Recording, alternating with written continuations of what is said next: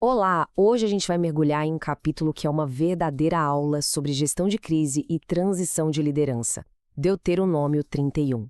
Sério, mais do que um texto antigo, isso aqui é um estudo de caso sobre como garantir que um projeto sobreviva ao seu fundador. Vamos ver como isso foi feito. 120. Essa é a idade de Moisés.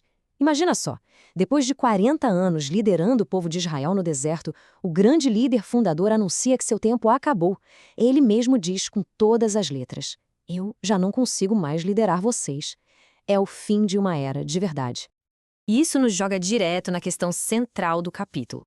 Como é que se prepara uma nação inteira para o futuro quando a sua figura mais icônica, a sua referência, está de saída? O desafio é gigantesco.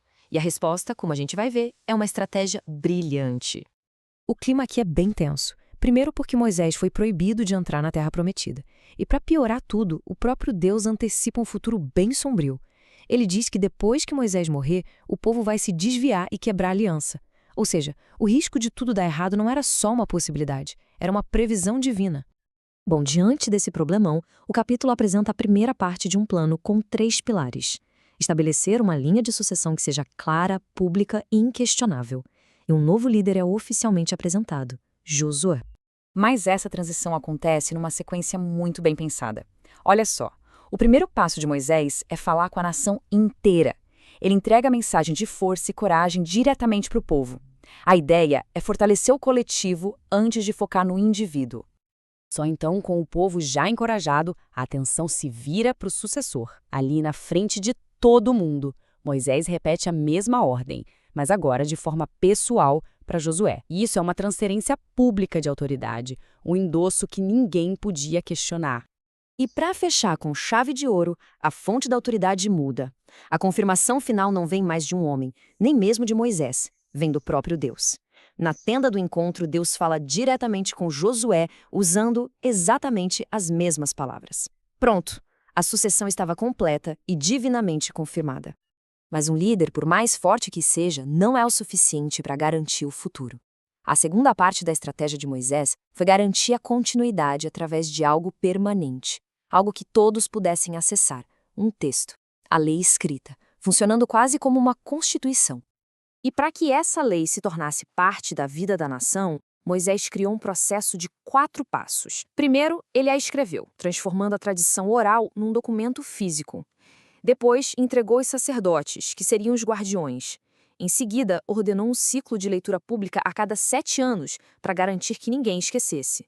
E, por fim, colocou a lei no lugar mais sagrado de todos, ao lado da Arca da Aliança, como uma testemunha eterna. O propósito dessa leitura pública era muito claro: criar um ciclo de renovação da identidade nacional. Era um sistema pensado para educar, para inspirar respeito e, claro, para garantir a obediência. E o mais importante, era o jeito de passar tudo isso para as novas gerações, garantindo que a memória coletiva não se perdesse no tempo. E é aqui que o capítulo nos apresenta uma reviravolta dramática. De um lado, temos Deus cumprindo a promessa de levar o povo à Terra Prometida. Do outro, a previsão do próprio Deus de que, assim que chegassem lá, eles quebrariam a aliança. Isso levanta uma pergunta bem difícil. Como é que se lida com uma rebelião que você já sabe que vai acontecer? E a resposta para essa pergunta nos leva à terceira parte do plano de Moisés, a mais inovadora de todas, uma solução criativa feita sob medida para confrontar essa rebelião anunciada. Não era uma nova lei, nem um novo líder. Era uma obra de arte. Deus manda a Moisés escrever um cântico e ensiná-lo ao povo. E o propósito, bem explícito, não era louvor. Era para servir como uma testemunha legal contra eles. A ideia era que essa música se entranhasse tanto na cultura que, como diz o texto, não será esquecida pelos seus descendentes. Um lembrete permanente do acordo que eles fizeram. No fundo, esse cântico era uma ferramenta de memória cultural.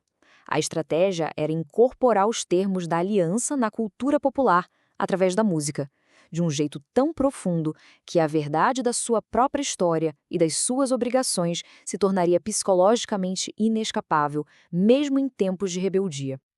Então, no final das contas, o que Deuteronômio 31 nos oferece é uma estratégia completa, com várias camadas para garantir um legado.